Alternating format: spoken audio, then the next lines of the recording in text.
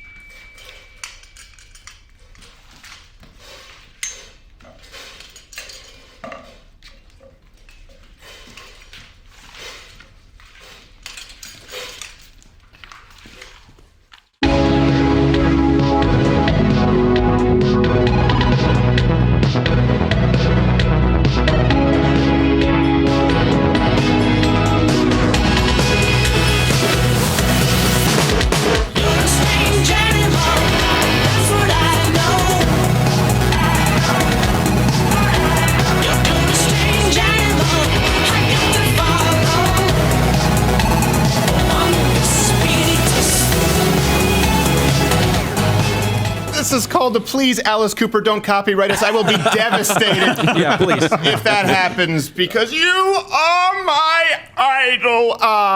We have on the show today, we have Ben Shapiro. Oh, Great, gentlemen. Great Jewish. We'll be talking about student loans. Quick announcement, there will be no live show next Thursday. Does everyone know why? Yeah. Boom. It is going to be our annual live Oscar stream party. Yeah. That is Yes. February 9th on Sunday, 7:45 p.m. Eastern. Please don't strike us. Yes, or as I refer to it, hurricane time zone. Yes, So exactly. we're in tornado time zone. You're in hurricane time Oh, zone. that makes sense. We have on the program, of course, my half-Asian lawyer, Bill Richmond. How are Hey you, guys, sir? great. Glad to be here. Oh, that was very uninteresting. How are you there, Quarter Black Garrett? What's up, my What? Whoa! Whoa! Whoa! Yeah. Whoa! Right away. By the way, Done. Our producer. I saw him. I swear to you, I just saw a producer with his pen. Oh, no. Go, censor. I just saw the flip of the pen and eyes, the white of the eyes go. He's only a quarter. G Morgan A. What's the one of the day? We've got Immortal. Immortal. Cabernet. Like Immortal Technique. yeah. Wonderful underground wrap up. Oh, I see no that idea. my underground hip hop references are lost On me. on the apologetics professor. Okay, question of the day before we move on. Do you support the idea of forgiving all student debt? No. Why or why not? Leading the witness, answer. Your Honor. Jeez. Lawyer. Objection. Sustained. Why or why not? Okay, why do you support it? And then ultimately, who do you think pays the bill? If we forgive all student debt, is there an actual victim in the equation? Who could it be? We've talked about this a lot. This whole idea of victim culture sometimes creates actual unintended victims. We'll get to that in a second. But first, now is the time on Louder with Crowder where we dance.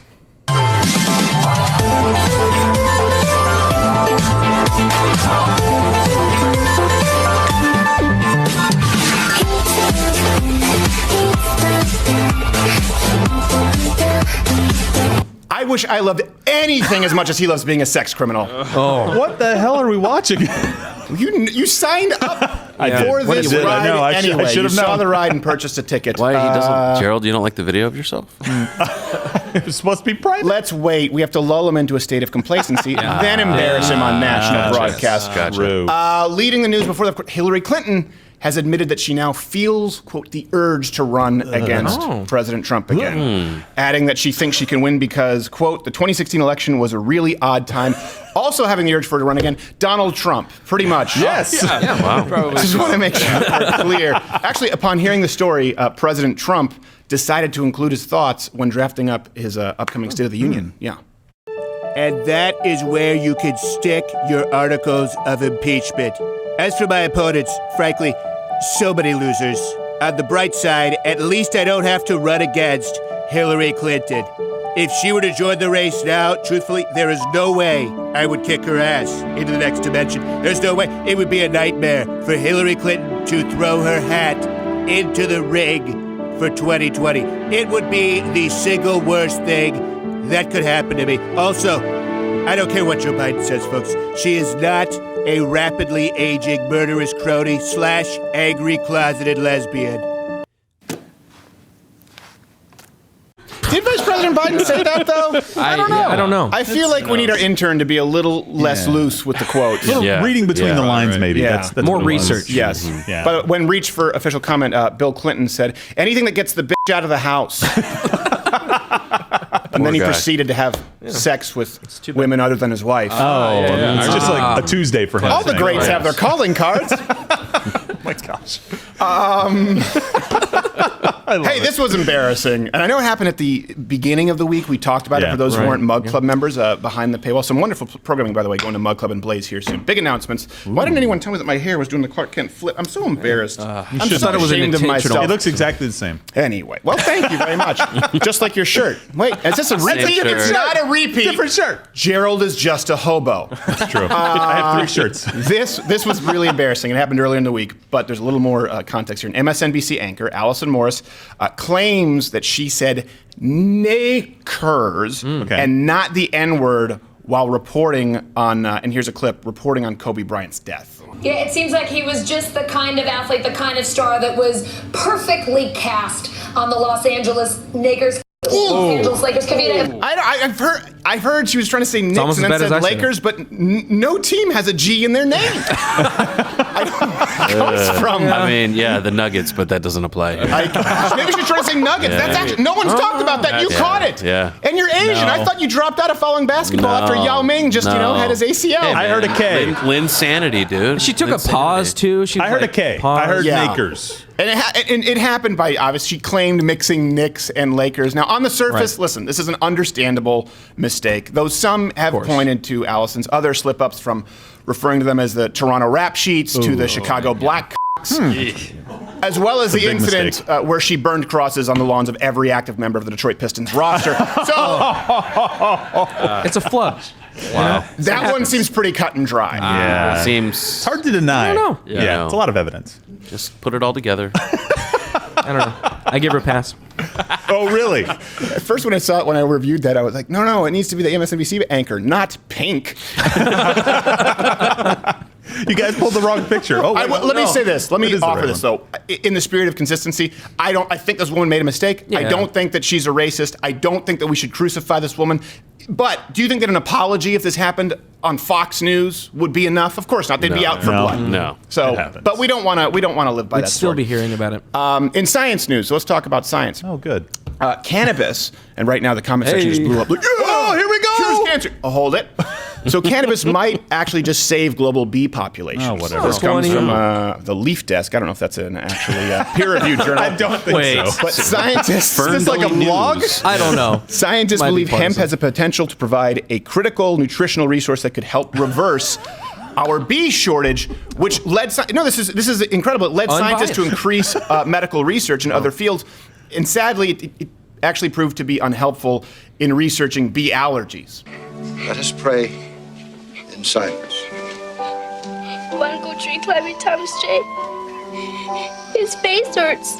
And where is his glasses? He can't see without his glasses. Put his glasses on. Put on his glasses. Get the man his glasses. He's not going to need them, kid. Wow. Glass. Wade gets so I don't upset know. when this is like the fourth time we've referenced that film. That is taking something that is incredibly painful as a child. When you watch Yes. My Girl Yes. Yeah, and just reappropriating it so that you can laugh. It's like hip hop artists do with the N-word. Yeah. It's the white version of that. Wait, We're what? reappropriating. Gerald, say My that again. What in the No, world? I'm not, because I'll get... No. You just said it. Yeah, Make yeah, sure Lakers censor with an button. N I at see the a producer beginning right there. is Okay. what I said. I got you. Oh, by the way, apparently the Grammys were on Sunday. I didn't really pay attention because were? we're prepping for the Nobody big does. Oscar Really? stream next Sunday, Nobody watches February 9th. The singer Chris Brown brought his 5-year-old daughter with him, so that was all over. That's right. And during the course of the whole evening, he only hit her once. So you have to take the wins. Oh, wow. That's great. Yeah. Excellent. That's lower than his average. So Progress. Yeah. Hey, you know what's a downward trend? Yeah. I'd like to see the CompuStrike strike from that limo ride. In international news, there are like 3 boxing fans who get the CompuStrike strike Right. reference. got Punches it. I and hate bunches. Just bob and weave, Chris. In international news, He doesn't have the money. this for a isn't limo. going over well. Let me move on. Stop talking. A Ugandan imam. He's actually he's been suspended from his duties as a cleric after his wife of 2 weeks turned out to be a man. This comes that's from awkward. Daily Mail. The Wow. wife was arrested for the theft of a television set, and when a police officer carried out a body search, found it wasn't actually a woman. So some are speculating that this was all part of a big plot to embarrass the high-profile imam, with some other people having chalked it up to just a simple mistake. Others are still circulating rumors that this was simply an elaborate plot to promote the new Wayans Brothers vehicle, Imam Chicks. So that seems most... Wow. That's not them. He has the faces swapped. 2 weeks. Those are the wrong Wayans Those Brothers? are the wrong Those Wayans are brothers. those are the other Wayans yeah, brothers. Wait, No, they're just but swapped. are they brothers Wayne? They are. Okay, that's all that matters. Yeah. It counts. They're brothers Wayne, not named Damon. So Okay. they Those get Scary brothers Movie Wayans. 19. Finally, there was a recent study actually that came out. We thought this was interesting.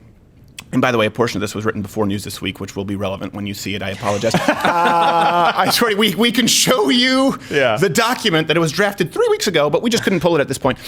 Recent study claims that women are actually being held back in marketing, particularly the marketing field, by persistent, pervasive sexism, the article says. Wow. So sexism in the marketing field. And listen, at first we were all a little bit skeptical, but having looked into it, they may be onto something. Gentlemen, in this seminar, you will learn everything you need to know about sales and marketing. So, take notes, set aside all your Don Draper bull, and listen closely. Let's take a look at this logo. Coca-Cola, one of the most successful logos of all time. Why do people love it? Anyone? The red and the white draws the eye. Yeah, and I think the cursive writing is classic, but it still feels No, fresh. Carl. And remarks like that are exactly why Julia left you. Hey, look at me. Hey, it was your fault. Hey. It was your fault. Moving on. People love this logo because it looks like a penis. I believe it's clear now. Let's take a look at another logo. The Nike logo. Famous, simple, sleek, yes. It's a penis. Next logo, NASA. Let's keep cycling through these. The YMCA, Toyota, Lexus, Amazon, the NBA. All penises. The New England Patriots, Facebook, BuzzFeed, Motel 6, Audi, Puma, the Miami Heat, NBC. There are several going here. SpaceX, Beats by Dre, Oldsmobile, Jaguar, the Sci-Fi Channel, Ferrari, the E! Network, the Royal Bank of Scotland, you've got 4 penises, St. Louis Cardinals, Gatorade, Brooks Shoes, VLC, Saucony, In-N-Out Burger, Chili's, the Washington Wizards, PlayStation, the old Reebok logo, the Cleveland Cavaliers, Asics, Pontiac, Arby's, the Orlando Magic, Volvo, Tesla, the Dish Network, USB, and finally, Kobe Bryant's signature Nikes. Now, it should be clear that the link between all of these is that people want products because people want penises. Do we have any questions?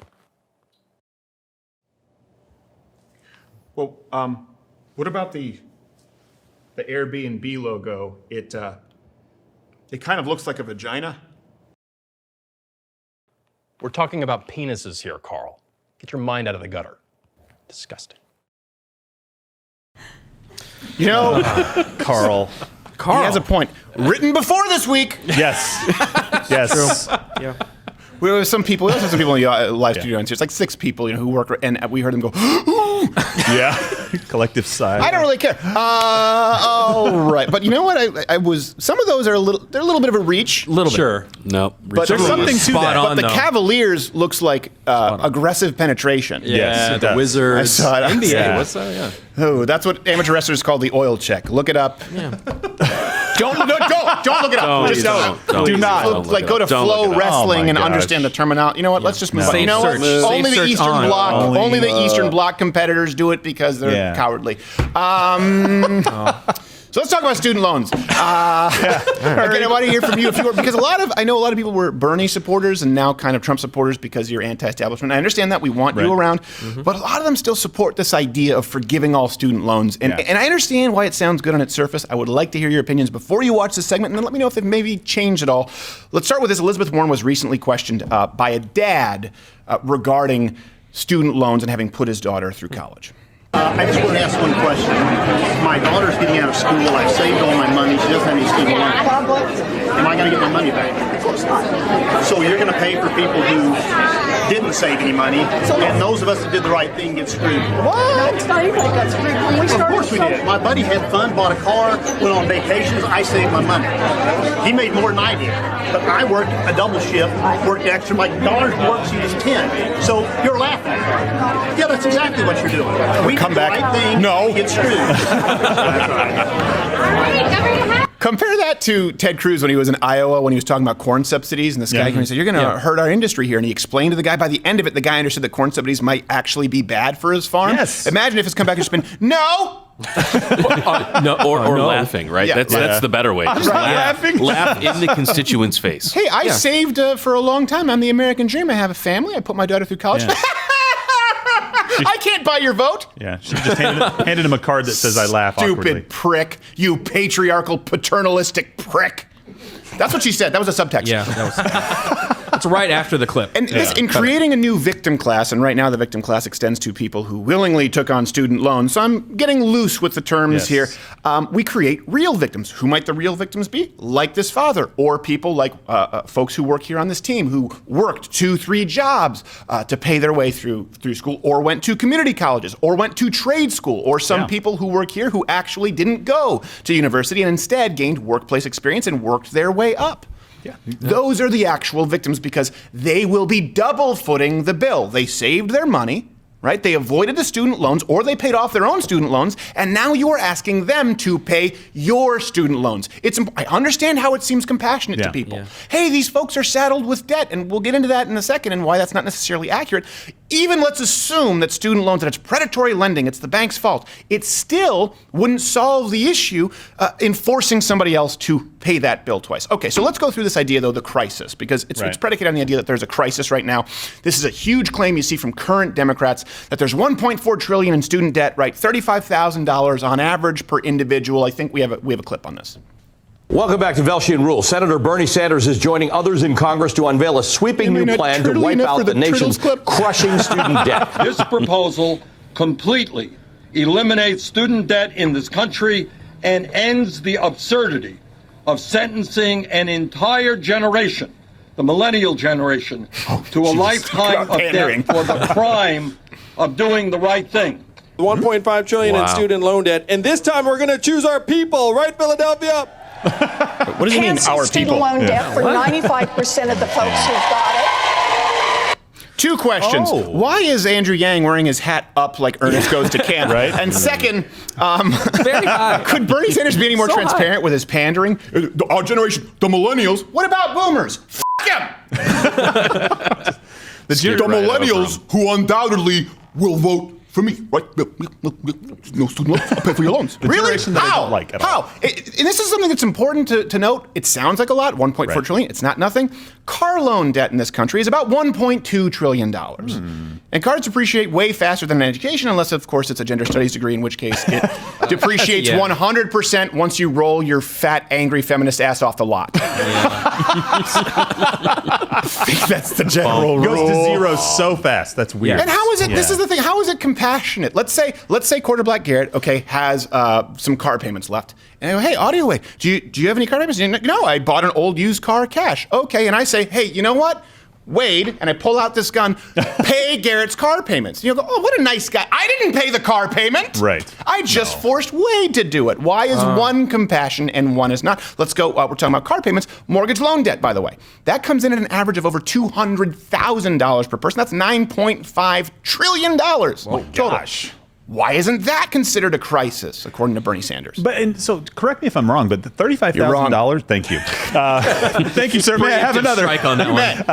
$35,000 doesn't sound like, at a low interest, doesn't sound like crushing debt for an individual. I understand it's early in their earning career and everything else, but am I the only person here that's like $35,000 doesn't sound like you don't have a master's in underwater basket weaving with a minor in German poetry. Maybe a course in personal finance would help them out. Right. No, you're absolutely right. By the way, here's a quick lesson for you. And people got mad at this week. If you want, everyone out there, okay?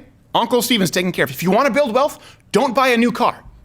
Ever. Right. And to other people, if you want to go green, right, you want to be an environmentalist, don't buy a new car. It's the same. Ever. Period. It is better for you to buy an old 85 Bronco than that new Tesla that has to be created and driven off the lot so that you can have your rich, white, liberal guilt status symbol. Yeah, but they're so fast. Don't buy a new car ever. There's no reason for you to unless you're a multimillionaire and you're just looking to throw money around and you hate the environment. Fine.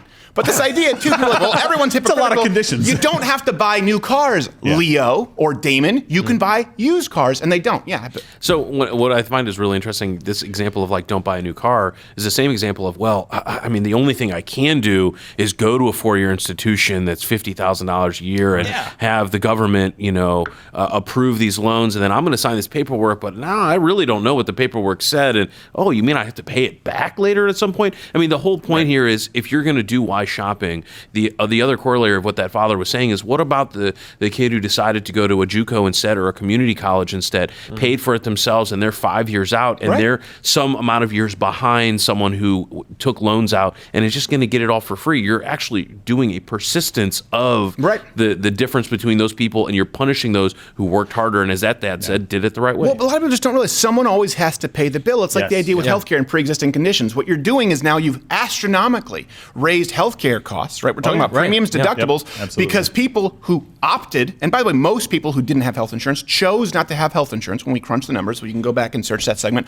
they could afford health insurance, particularly young people. They opted not to until they had a serious condition. Well, the whole point to buying healthcare insurance is it's basically creating a pool of lower risk so that you can use it when you need it. So the people who bought health insurance before the emergency arose, that's why they locked in lower rates, then had to pay a higher bill because everyone else who didn't have that kind of forethought is now joining into the same pool. It ends up harming people who've thought ahead, who've planned responsibly. Not always. Some people get some tough breaks. By the way, tough break, notifications don't really work. You have to hit the notification bell, hit all notifications, because thank you, YouTube. And please do consider joining up at loudofcreditor.com/mugclub. Mug Club, you get everything that is available on Blaze TV in this wonderful hand-etched mug, and like 19 more shows of this per week. Okay, I exaggerate. It's 4. 78. All right, here's another point I think we need to get to. Feels like if we're talking about who it harms, who does, or who would rather, student loan forgiveness, who would that reward, right? Bernie Sanders actually uses this term. He just talked about, he uses the term punishing, I believe, right now. We should stop punishing people for going to school. We have a clip. Bottom line is we should not be punishing people for getting a higher education. It is time to hit the reset button. Under the proposal that we introduced today, all student debt would be canceled in 6 months. Well, you know what, Bernie? Maybe you should be punished for being a lifelong, unemployed, couch-surfing asshole who's never been gainfully employed aside from suckling at the government's teat. Maybe you should feel a little bit of sting. But let's look at this. Motivate you a little bit. Forgiving student debt, it punishes those who worked hard, never went into debt, like we've talked about, the Iowa debt. But who does it reward? Okay, people think that if we forgive student loans, and this is something, again, I understand why people think it's compassionate, but the numbers do matter. They think that most of this money is going to go to those who have a hard time paying off their loans, right? That's how Bernie presents it. Right. A ton of it would go to people who are making a lot of money anyway. So yes, the average, we'll come back to that, student debt is around $35,000, but let's look at how it's distributed. I think we have it, let's look at a chart. We have it right here. Most of the people, if you look, fall on the low end of that spectrum, well below $30,000. Yeah. And then you have students with astronomical costs, right? They stretch things out on the opposite end of the spectrum. So those in the high end, you see in this chart, typically come from families making over $114,000 a year, and they go into careers like law and dentistry. So it takes some time to pay off those loans, but they're actually living pretty comfortably. A huge, or I should say, a huge portion of these large numbers that are being cited, it's actually evidence of a crisis that is somewhat created by upper class families who take out loans to put their kids into very lucrative career paths. I mean, how much is law school? I mean, it can range anywhere from, if you're at certain state programs, $20,000 a year to $50,000 or $60,000 a year, all told with expenses. So right, exactly. Wow. But you're not going to be destitute if you go into law. Probably not. But I would actually say that there's an issue when it comes to grad school, because a lot of folks will say, you know, whether it's a liberal arts program or, you know, a gender studies PhD or even a JD or a JD they get MBA. PhDs in gender studies now? Oh yeah, are you kidding? I thought we were going to talk about J.D. Wentworth. And but the question there is, again, did you decide you're going to go do this thing, and who's going to have to pay for you having to go on and got this degree, right? Is it going to be the rest of the loan payers? Is it going to be the rest of America? If you decide to forgive the loans for people who are just going to grad school for no purpose or no reason, then you're literally asking someone else to subsidize your education. I followed maybe about half of that because in my head I was just thinking, I have an annuity and I need cash now. Called J.G. Wentworth. 877 cash now. Son of a bitch. That is effective marketing. It is so right here. Phone number? I can't remember my wife's phone number because it's been entered into my. I always get the area code wrong, but J.G. Wentworth. Oh. Damn you, JG. Oh, so good. And Wentworth. Someone put a hit out on Mr. Wentworth. Nope, don't do it. He's gonna freak out. He's kidding. I love how my lawyer is going for the death do penalty. it. I'm here. I've got your back. Don't do it. Stop! This will be removed, and rightfully so. There's going to be some guy who's named J/D Wentworth who's going to get some horrible emails and a powdered substance in his mailbox, and then he's going to find this video. We're very sorry. Our bad. So let me go back to this. It's the other JG. The people, by the way, who have problems paying off their loans, it's actually a pretty small group. They tend to have people who actually have a hard time paying off the loans, meaning settled by debt, tends to be less than $5,000 when you eliminate people who are going to medical, law school, where they have a lot of student debt initially and they pay it off quickly. People who long-term have problems paying it, $5,000. That's a number that matters. So let's, before we go to the idea of federal government, what could be a personal solution for you, right? Is there a silver lining? Yeah, there is. It doesn't require any federal intervention at all, okay? So here are the steps you can take. Number one, go to a reasonable college or trade school, okay?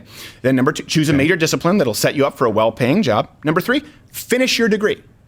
That's it. That's it. Finish your degree. Statistically, you'll be absolutely fine. Again, those people who have that debt of $5,000, hard time paying, most of them don't finish. Yeah, absolutely. And obviously, if you don't finish, you don't get to use the benefits of having that degree to make more money. So finish. But Bill brought this up. Go to a community college for 2 years. Who says that you have to go for those first 2 years where you're getting your basics out of the way? Nobody cares if you transferred from a community college and then graduated from UT. Your diploma says UT. Doesn't matter. Much cheaper that way. No, and this is actually a good, this brings me to point number three. Everyone out there, you should consider trade schools. Trade schools have a ton of advantages over four-year colleges. On average, by the way, they have about 70% less debt, twice the job placement, almost twice the starting salary. Yeah. Right, we have that up as a side-by-side. Yeah, keep that up right here so I can actually read it. Yeah. Average debt, $36,000 at a four-year college. We just went through those numbers. Job placement, about 50%. Average debt, $10,000 for a two-year trade school. 100% average job placement with almost twice the starting salary. But again, we market this idea of the college experience, which for many is 4 years of glorified alcoholism. Certainly, if you're going there, don't forget the victory lap if they go for 5. Right, absolutely. Like this, you don't need to do it. And this does come from a lot of intellectuals, a lot of politicians who place this value on an elite university that is not reflected in real world numbers. I've had parents be horrified when kids come up at live shows and they go, can you give my son any advice? I said, well, what do you want to do? And if they say, I want to be a fireman or whatever, oh, that's great, do it. If they say, I don't know yet, I say, well, don't go to university. The parent's like, cover your ears. Yeah, why? Exactly. Why would you want that kid to have debt? Yeah, it's kind of pitched as the thing that you do after high school, like some summer camp that you go to and have a great time. No, you're going to work harder than you worked in high school to try to have a career and be able to provide for yourself. That's what you should be prepared for. Well, and I think it's very important to, when we're talking about going to university or whether you go to trade school, do choose your major wisely, okay? This is another kind of solution that you can all take into account here, or not, and then ask Bernie to take my money to bail you out. Fine. But think about how you make any other purchases. Right? Do you just go out and buy the most expensive car you can afford? Do you go out and you buy the most expensive house you can afford? No financial advisor would say that's what you should do. No. But that is exactly what we do with universities. We tell kids, apply to all of the top schools, meaning the most expensive, the most prestigious schools. That's usually what parents tell their kids to see which one takes you in. And if we look at university rankings based on economic value added to students' lives, not their status symbol, not how many people see the crest on your jacket. Right, yeah. But how much value it actually adds to students' lives. Here, we can look at the metrics actually with these numbers. Look at average student salaries, the employment rate, if students are employed in their particular field of studies. According to that metric, many of the top colleges, they're just public universities and state schools. Yeah. Basically, unless you're planning on going to the Supreme Court, you don't need an Ivy League university to be at the top of your field. People in the top of any of these given fields, there is no correlation between a specific school or degree from that school and success. Now, if you know exactly what you want to do, let's say practice law, or you host a podcast where you want to tell everyone that you practice law, Ben Shapiro coming up very soon after this. By the way, his wife? Go ahead. Doctor, go ahead. What I really find is interesting is think about who are the people that are being rewarded. You're rewarding the people who didn't take personal responsibility in making those choices, but you're also rewarding the universities, right? So think about what the framework. Remember we talked about the First Amendment. We said, hey, when there's hate speech, we don't need to have more regulation. We already regulate dangerous speech or inciting violence or those types of things and other calling defamation people to murder in cold blood. J.G. Wentworth. Yeah. He's dead. My lawyer committed a crime. Go and then get convicted him. himself. go get him. But we already have a framework in place. You're going to become a parable. Do you realize that? Just like, hey, I know. But you can't yell fire in a crowded theater or call for the assassination of J.G. Wentworth, right? Everyone, he's a national hero. It's fine. Okay, all right. But we already have a framework in place to deal with any type of fraud that may have happened in the course of selling these universities loans. Because think about it, if the loan companies had sold you a bill of goods about the loans themselves, well, I didn't know I had to repay it. Right? Then, okay, you have a lawsuit there. If the university sold you and you didn't get the education you expected, you have another lawsuit there. If you were misled by your parents, just put them in a home or don't talk to them or don't go to Christmas. But the whole point there is instead... Chinese New Year must suck at your house. Man, Lunar New Year. Oh, lunar. But the whole I point forgot is... you were Babylonian celebrating the solstice. Byzantine. If you're going to... who are you going to reward? You're going to reward all of the people that created this system instead of, you want to punish someone, punish the people who put us into the system if they deserve punishment. Yeah. Or the people who didn't take personal responsibility. I think Andrew Yang, to his credit, has talked about how somehow maybe cost should be tied to those fields of education. And if you look at majors like, I think it's education, like art, art, history, ethnic studies, things like that. Things that are kind of useless that you can learn on Google in 2 afternoons. You see, they're not high-earning fields. Right. But they require a comparable amount of student loan debt. Right. On the other hand, the majors that have the highest earnings to debt ratio are STEM degrees. Right? Which is science, technology, engineering, mathematics. He's not a math medicine. Asian. Not a math Asian. A master, put it this way, a master's in humanities from Stanford is like having a brand new Maserati in your driveway. It's a modern status symbol, and it costs you a lot of money for a piece of shit. I know someone's like, not my Maserati. Yes, your Maserati. All Maseratis. All Maseratis. No Maserati sponsorship here. No. Not happening. Just pick their competitor. Also, BMW, just take me off your list. I don't like your cars. Not going to happen. And by the way, this goes back to if you have a clear plan of what your major, what the best school is for you. I don't want to discourage you. You should shoot for that, absolutely. But keep in mind, 20 to 50% of students, they enter school as undecided, and then most of them end up changing their major. Again, step 1, you want to fix it. Go to a reasonable school. Step 2, don't major in worthless shit. Step 3, finish your degree, and you will avoid this problem. Yeah, and one of the things that I think is lost in all of the discussion about this is why do we have so much student debt right now? Why is tuition skyrocketing? And there's a couple of statistics out there that are really telling. The Federal Reserve Bank of New York said that every $1 in federal aid actually increases tuition by 65 cents. Right. You're essentially creating the same bubble that we had with housing. You're just doing it for student loans. And then, Bernie, Elizabeth Warren, you guys want to go back to who caused this? They actually trace it back to a 1978 a bill that passed in the Carter administration that basically guaranteed all of these loans so that people could go out there and get them so easily that it didn't matter anymore if you qualified or if you could actually afford to pay it back. All of that was helpful and informative, but I appreciate that you slipped a Carter jab in there. I did. Yeah. Well, it was his deal. It's well earned. It's well earned. There are a lot of people who are allergic to tree nuts. That's true. But look, fix the problem. Don't just try to take care of a symptom of the problem. Right. Fix the actual problem. Well, think about this for a second. This is really, and we do have to go to Ben Shapiro in a little bit. This is a brilliant ploy, right? You tell people, young people, millennials, as Bernie Sanders said, his voting base, you tell them that they are the victim of some predatory system of lending, right? You encourage them to saddle themselves with more debt in attending universities that they can't afford, often pursuing degrees that all but guarantee an inability to pay off that debt. Not to mention, by the way, you are encouraging young people to make arguably the largest financial decision of their lives before they graduate high school because they're already applying. You further encourage, you further incentivize this behavior with grants and scholarships from the government, like you said, which also leads to simultaneously hyperinflates, right, the cost of education overall. And then you bribe the voters who followed your instructions explicitly by promising to bail them out with other people's money. And this is something I hear a lot. You hear people saying, well, why shouldn't we bail out students? We bailed out the banks. How about we bail out nothing? How about we don't bail out Goldman Sachs or the Afro-Lesbian studies major? How about that? You hear these songs. I hate the identity politics that you hear on the right as well. Like, well, they're living it up on Wall Street. They're shutting Detroit down. Shut them both down. Shut all of it down. I'm not looking for, is it Bear Stearns? Goldman Sachs, Bear Stearns? Bear Stearns. There's Bear and there's Bull, correct? Bear Stearns is the bank, bear market, bull market. You can say, I don't know economics. I just make it rain.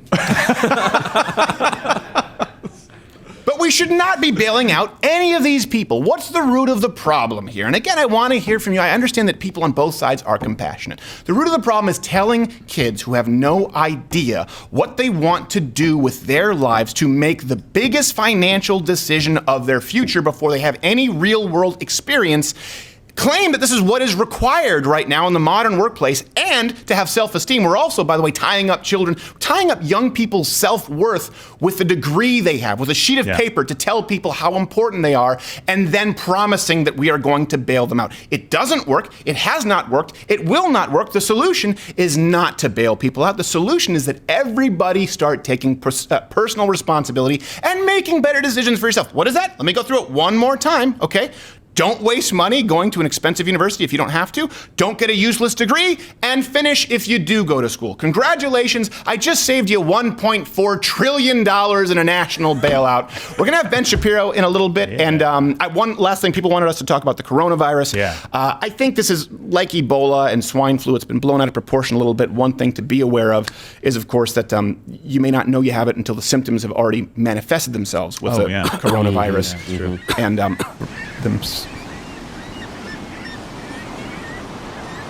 oh, shh.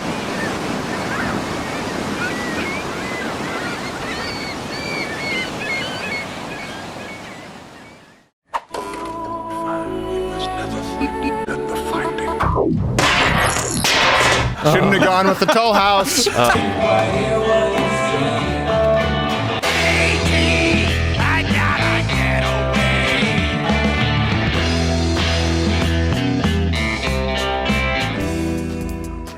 You are positively sinister and delicious. Yes. Terrible.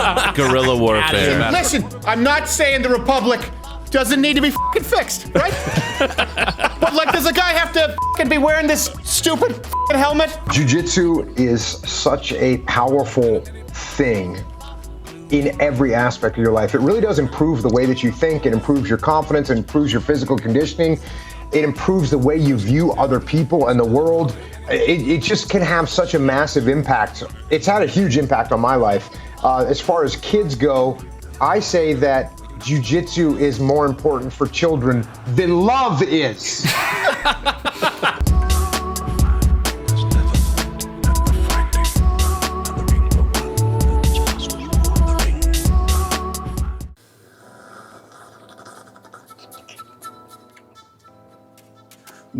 No. Wait, hold on. Are you gonna shoot me? Now, I brought you some Black Rifle coffee, and I want you to give me your genuine, honest reaction to it, okay? I did not consent to this experiment. However, seeing as this would be a horrible waste of coffee that has already gone through the complex process of being brewed, as well as sourced and roasted, which most do not appreciate, I feel obligated to conduct a formal cupping. But I don't think you're gonna like how this one ends up.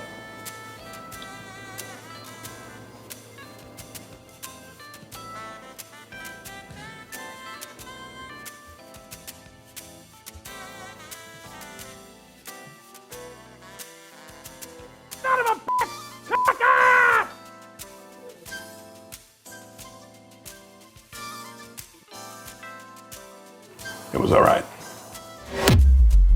Black Rifle Coffee.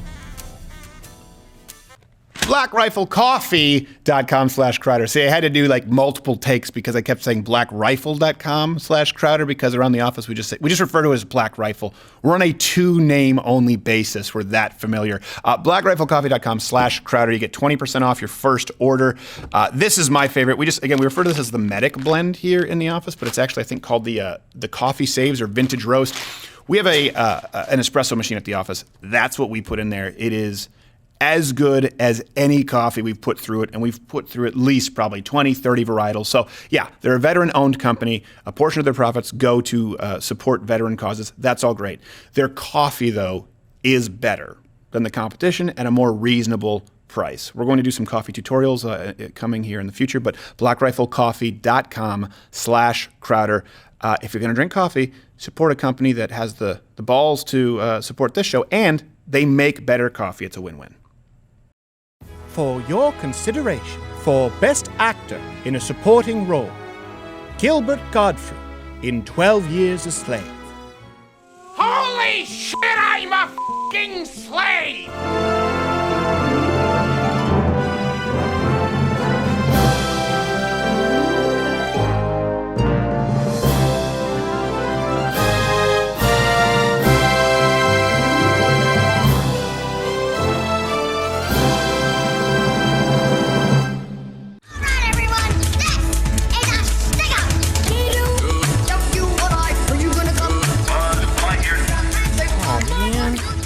Hold on a second, though. I don't remember. Was Stick Up in Home Alone? This is a Stick Up?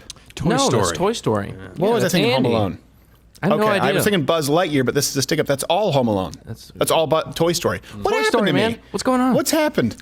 Connecting those two. I should be running in the Democratic primary.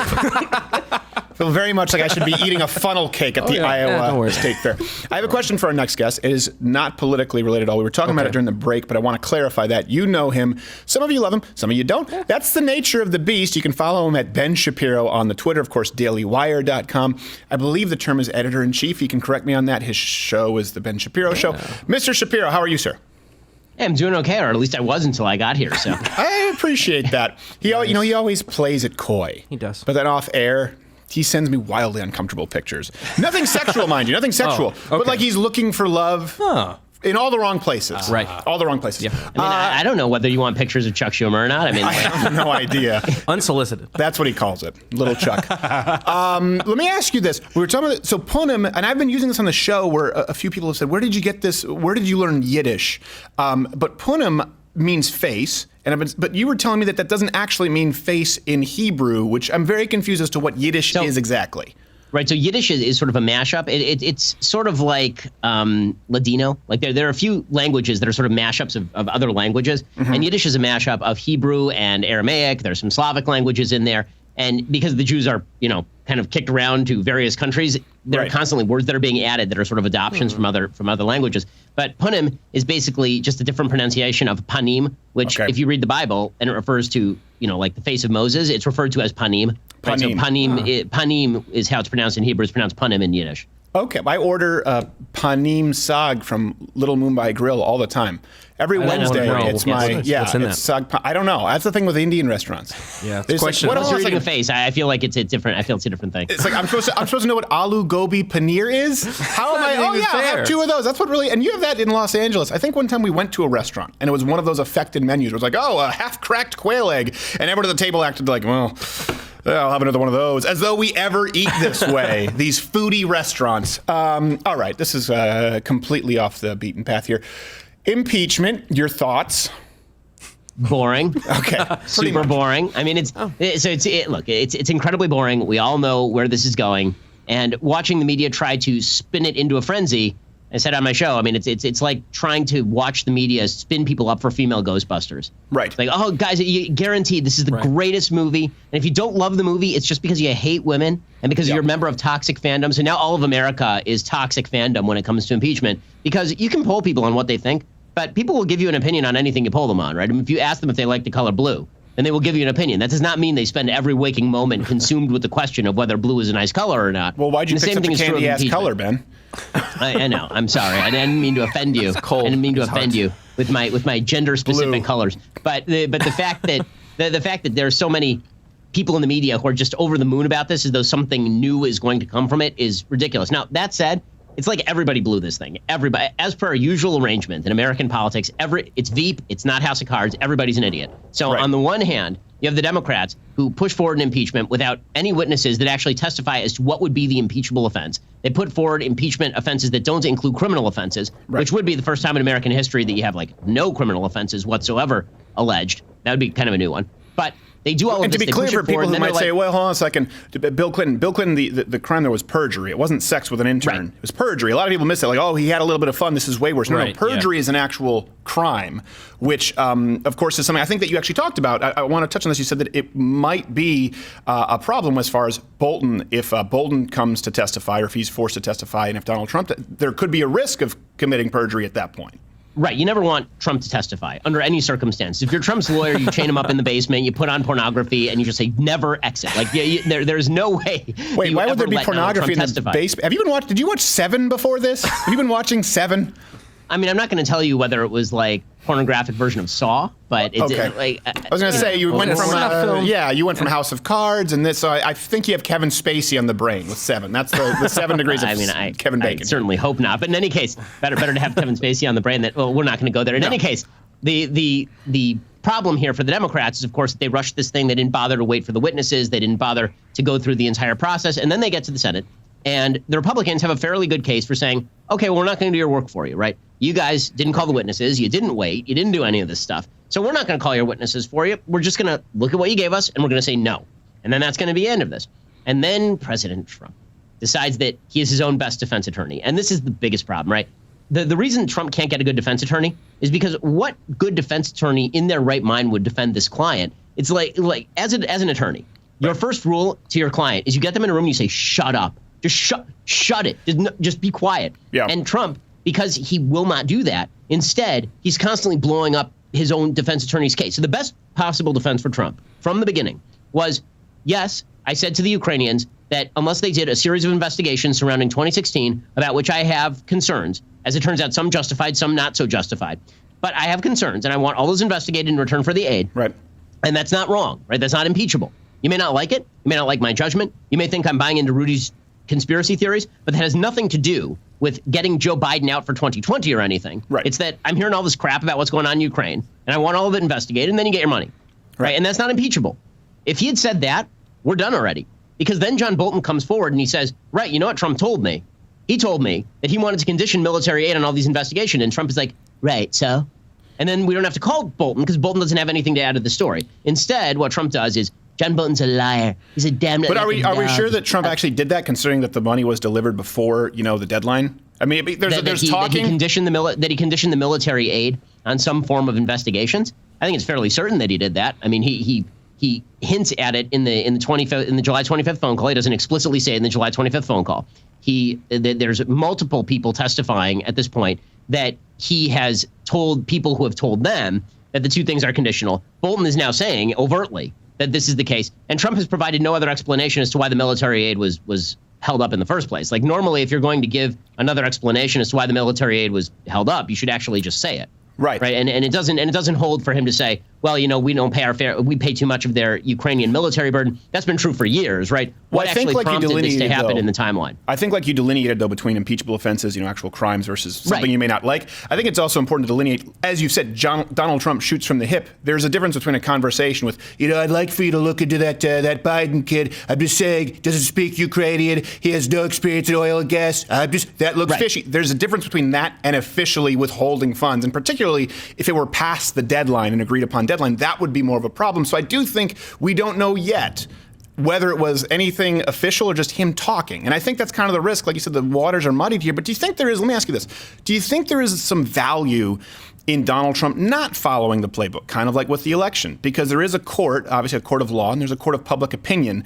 And regardless, let's say his name is cleared and he hasn't done anything wrong, as you've alluded to. It doesn't matter if the public, like Don Lemon, all of these people have been tarring his name forever. So there is some value there to fighting back in the sphere of public opinion. Do we think so? Well, see, here's the thing. I think you can do both. Meaning, I think that as playing defense attorney for Trump, what you want is for him to make a case that is factually based and defensible. And the reason you want it to be factually based as well as defensible, and not just sort of defensible but not factually based, is because now you've opened the door to all this testimony, right? You've now created the situation where let's be real about this. Republicans don't just need Trump to win in 2020. They need to retain the Senate. Right. There are a bunch of senators in purple states. What is bad for those senators in purple states is if it looks as though there was a very material witness, and then they were complicit in rejecting those witnesses, and then this thing goes forward, right? They acquit him. This thing goes forward. 2 weeks before the election, you get a bunch of people who are out there saying, I was withheld. Here's all my new bombshell material. It drops a week and a half before the election. And that pseudo bombshell, which really isn't a bombshell, but that the media will play it that way, that hurts Trump. What you actually want is to get the decks clear. But right? That's going to happen anyway, though. I mean, we know at least Rick Wilson's going to release a book or something. There'll be a few of those bombshells no matter what. That's true, but what you don't want is to be the person who was caught out as saying, I explicitly said I don't want these people testifying, and then that exact person comes out 2 weeks before the election and then says, right, I wanted to testify, the Republicans stopped me, and now the senator's in trouble. This isn't even for Trump, right? This is for a lot of the senators. You don't want to put the senators in a position where they have to defend why they were covering for Trump, when honestly, he's going to get acquitted anyway. Right? What you would like to do is be able to say, listen, you guys wanted Bolton. We gave you Bolton. Bolton came in. He said his piece. That wasn't impeachable. We moved to acquit. End of story. Right? That to me, that is a smarter strategy. You want to give your people ground to fight for. Sure. But again, listen, I'm not saying Trump can't defend himself. I'm saying that Donald Trump so far in this investigation has suggested he didn't know Lev Parnas, and then Lev Parnas drops a tape where he's explicitly talking about Marie Yovanovitch. Right? Trump has suggested that the perfect phone call took place. It is not a perfect phone call by any stretch of the imagination. Well, yeah, but that's like him saying perfect. That's Donald Trump saying it was a good phone call. And in his mind, he's going, it was a good phone. It was perfect. It was the perfect phone call. Listen, for people who are the base, who are going to vote for him anyway, none of this makes any difference. Right? And people who hate him, it makes no difference. Right. But for those 7 people who are in between, the fact is you want to make it easier, not harder, to defend you. Right? The goal here, I've said before, when it comes to elections, there's 2 goals. One is to make it nearly impossible to vote for the other guy, which Trump is great at. And the other is to make it really easy for people to support you. Right. Right. And Trump is not so great at making it very easy for people to support him. He makes it easy for people who support him to love him, but he doesn't make it really easy for people who are on the fence to support him. I agree. I would agree with you on that front. And yeah, it's amazing if people are undecided now. But I do think policy-wise, and this is something that we've been talking about a little bit behind the scenes, and maybe we'll release a segment on this. Policy-wise, there is no choice for conservatives. Like I see people who are, at one point in the never Trump camp. But what bothers me is it's predicated on this idea that because of my conservative principles from a long time, and I see people coming out saying, I will vote for the DNC nominee. Well, hold on a second. Well, that's insane, obviously. That's patently insane. Right. And I'm somebody who didn't vote for Trump in 2016. It's patently insane to suggest at this point that given Trump's policy record and given what the Democrats are putting up on the other side, that you'd be voting for a Democrat in order to uphold the merits of the Constitution or some such nonsense. Right. Elizabeth Warren came out today and said that she would overthrow the First Amendment. Yes, but there are quite a few people who are in that camp. And I think there are like 5 of them. Honestly, I think there are 5 of them. I think it's wildly overblown. I think it's a bugaboo that a lot of people in Team Trump like to use as sort of the whipping boy for this particular election. If Trump loses the election, it's not going to be because 7 people, including Rick Wilson, were like, we ran an ad about Trump. Okay, it's not going to be because of that. If he loses to Bernie Sanders, like trying to blame anybody except for Trump losing to Bernie Sanders. I don't think you realized that you were doing the Rick Wilson face without you were manifesting yourself. Honestly, who is the constituency for Rick Wilson? It's the people who watch CNN and MSNBC, right? I mean, those are the people who are paying his salary these days. I feel like French Stewart would like him. Maybe. I feel like he'd be like, from Third Rock from the Sea, he'd be like, I think that Rick Wilson makes a lot of sense. And you'd be like, French Stewart, you're still around. Well, now I've met Rick Wilson's fan. I think that the question for Trump is going to be, and increasingly is going to be, if he loses to somebody like Bernie Sanders, I don't know how you pin that on the 7 never Trumpers who are true never Trumpers who are left. That's Bernie Sanders is. Well, I think there's some responsibility just because these people get so much airtime, like we saw with Don Lemon, right? So it may be a very small contingency, but it is important. Listen, I don't think it absolves them of responsibility for making dumb points and mocking people ridiculously and making fools of themselves. I mean, you always bear responsibility for what you say. No, I don't mean them, but I think it does. I think it's something that is important, like you've said here. His base are going to vote for him anyway. But for the people who are undecided, people who may be somewhat Republican or maybe moderate and not necessarily be political hobbyists as you are, and to a lesser degree myself, impeachment is what the Democrats wanted. That is a really, really loaded word. So they can go out and say that. And so I do think that since we're past that point, that's kind of a bridge too far. I understand what you're saying strategically. There need to be some calculated decisions. But I do think there's some value here in burning this thing down. Since impeachment has already happened, that's what they wanted. That was really the only goal here.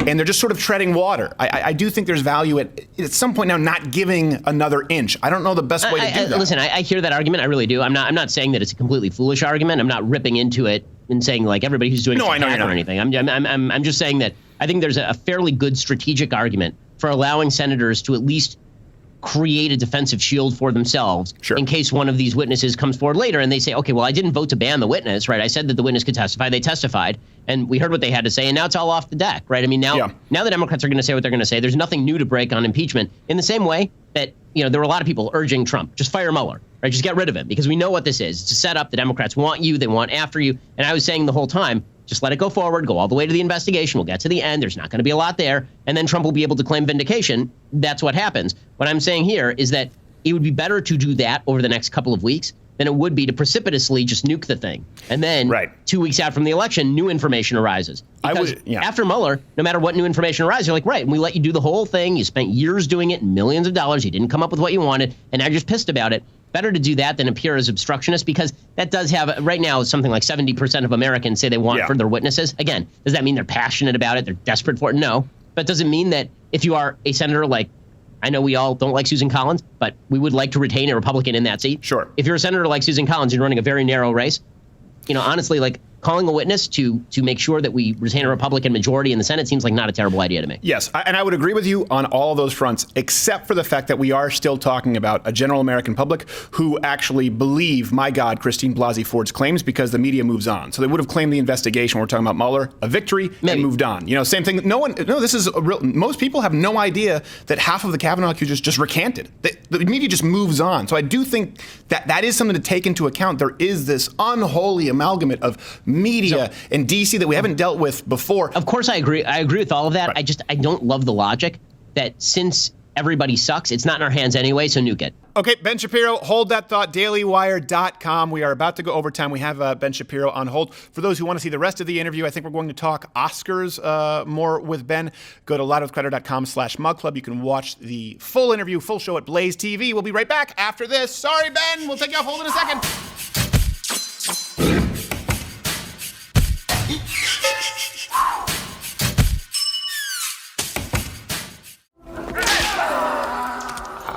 I notice he's definitely going to town, black guy. Yeah, he keeps on whipping the Negro. Would you stop with the damn whipping?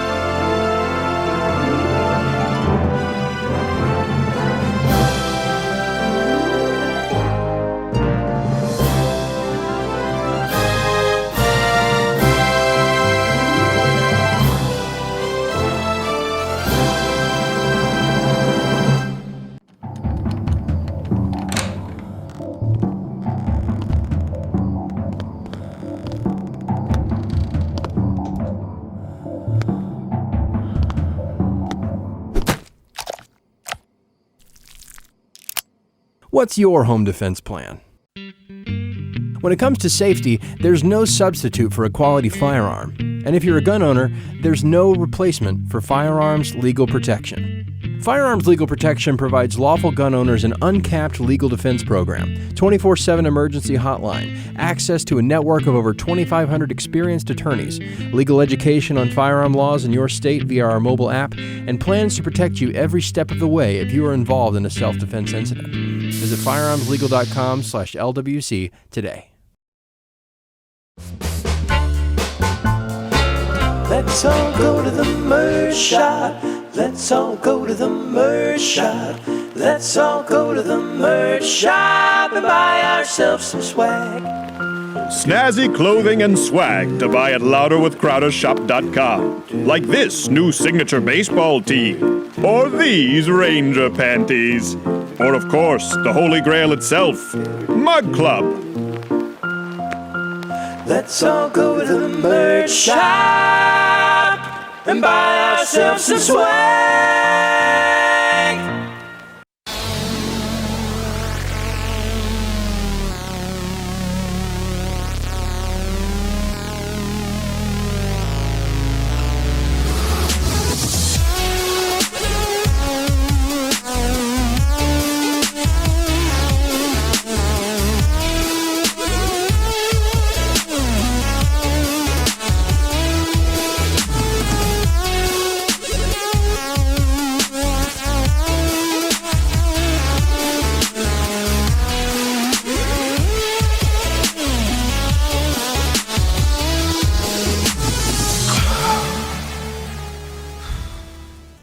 That was called the Revisiting the Greg Louganis Stance. Oh. A lot of people may not remember, by the way, extended interview of Ben Shapiro. You only know this because you watched the show.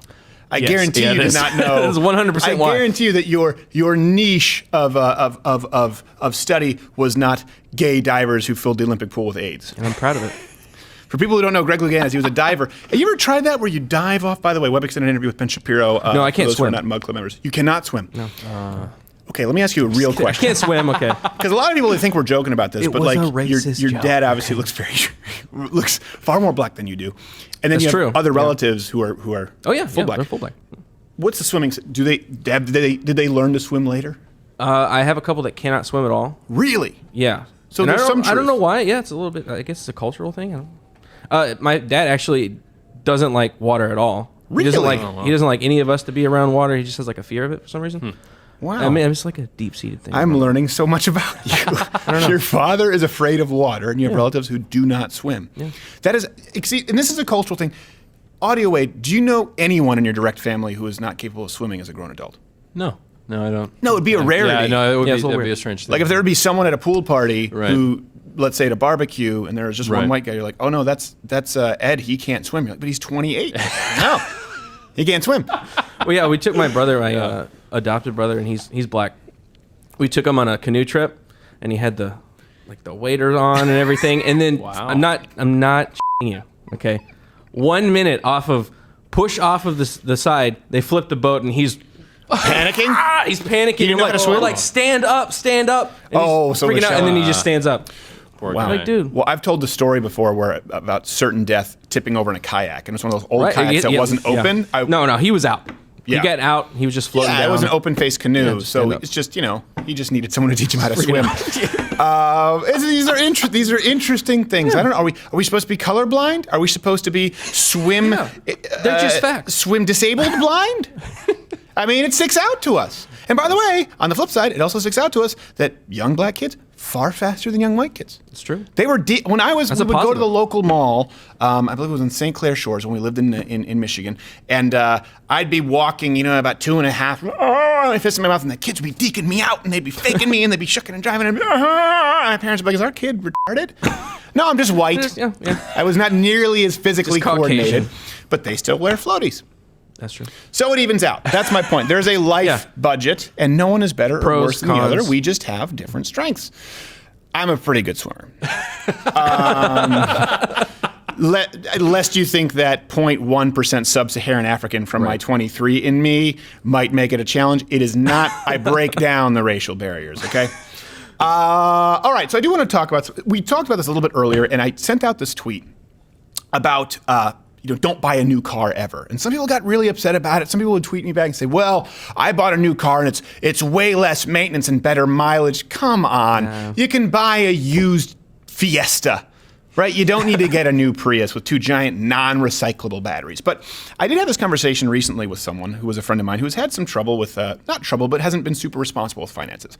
And I talked to them about the idea of buying a new car versus used car. He had purchased a new car. And when I explained to him the depreciation, and I explained to him why it's not a good investment, why a car actually is not an investment at all, it's a depreciating asset, he actually sat there and said, wow, I can't believe that I didn't know this. And it was very helpful for him.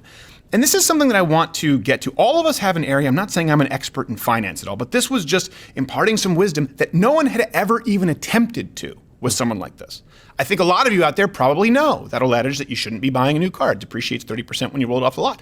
But a lot of the time we have this knowledge that we keep to ourselves. And we may not even realize that we are doing it. There are a multitude of ways that we can help those around us directly. And I think this is super important for people to think about because as conservatives, as small government free enterprisers, we don't want the government coming in and solving our problems. That means that we need to take more personal responsibility and be more compassionate, be more helpful to those around us. And something that I have learned in being around some of the best in their field on this show. And even whether you like them or not, but we've had, Georges St. Pierre, the best. Daniel Cormier has been on the show multiple times, the best. Brian Shaw, 5 times world's strongest man, the best. We've had Thomas Sowell, the best as far as writing. Something that I have noticed with people who are very good at something, accomplished people, typically, not always, but accomplished people help other people accomplish. In other words, when I talk with these people off air and I say, man, how do you do that? Or how do you hit that low single? When I was talking with one of the fighters, oh man, I'll show you. They get excited at teaching people something, at helping somebody. Man, how do you learn to do research that way? Oh, let me show you how I do it. It's actually a process that's pretty simple. I've run into this consistently. People who are accomplished are not only willing, but often enthusiastic about and looking for people to request their assistance in accomplishing. Accomplished people help people accomplish. And I say this also in the general sense. I don't just mean someone who's accomplished. We have professional athletes or Pulitzer winners here on this show. I do mean this in the general sense. If you are accomplished in any area, it is your duty to share it.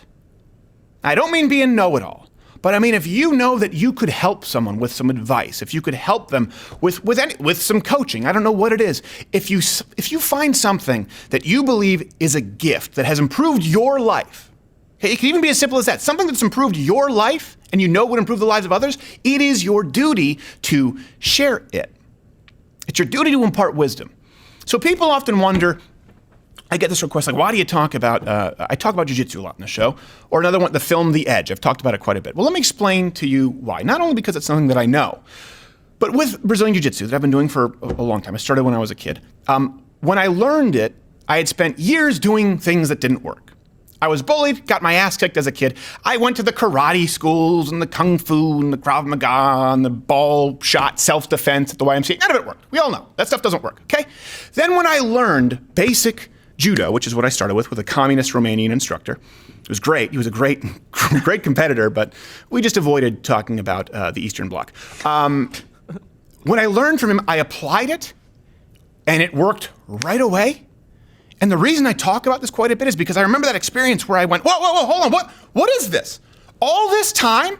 Why doesn't everybody know this? I went down to the made-up martial art where some guy at the community center called it Aikikai Jiu-Jitsudo so he could give himself a 9th degree black belt, and I wasted money and years of my life. And this is so simple. I've learned it in 6 months, and it works. Why doesn't everybody know this? Why isn't everybody aware of the bullshit that's out there? That's why I talk about it, because it was a revelation for me. And I think I would be doing you a disservice to not talk about it. Same thing with my favorite film. I talked about this quite a bit, The Edge. Okay? Now, here's the deal with The Edge. Anthony Hopkins, Alec Baldwin. Fantastic film. You saw it, Audio Wade. You liked it. You've seen it, Quarter Black Garrett? I've seen it. You have seen it? Okay. Did you like it as well? Yeah. Yeah. Now, I'm not saying it's the best film or it needs to be your favorite. I'm not saying it's Citizen Kane. But Citizen Kane, it sounded like I said Cade. Cade, yeah. Loden Kincaid. Remember where that's from? Chubby Rain. The aliens make the rain chubby. Name that movie line and you'll get a free t-shirt. I'm not saying that it's Citizen Kane. I'm not even saying that it's Chinatown, which is a better film than Godfather. Again, I say that because everyone loves to praise Godfather. I think it will help you for me to make you aware of which film was better. But I do tell people this when people ask why I'm so enthusiastic about The Edge. Go watch The Edge by David Mamet, who's also a conservative, wasn't at the time when he wrote it. And aside from one portion of green screen in that film, and that was because they used an actual bear and shot it pragmatically, but there was one scene that was pretty difficult to do. So there's one scene where, okay, I'll grant you it looks a little bit chintzy. You can see the green screen. But outside of that, because I know I'll get comments on that, find me one fault with that film. Now, it's not the film that I would say on paper, oh my gosh, this is a technical wonder. But it is so good and nobody talks about it. That's why I talk about it. I remember when I bought the DVD, it was in a bargain bin. I was in Toronto with my father on a business trip. We had just seen Chicken Run at the movie theater, and then I saw The Edge in a bargain bin for $4.99. My dad said, oh, that was pretty good. I saw that with your mom. He knew that I liked Anthony Hopkins, so I said, okay, I'll buy it. I popped it in. Actually, this might have been a VHS back then. Popped it in, watched it, and when it finished, I said, why isn't everybody talking about this film?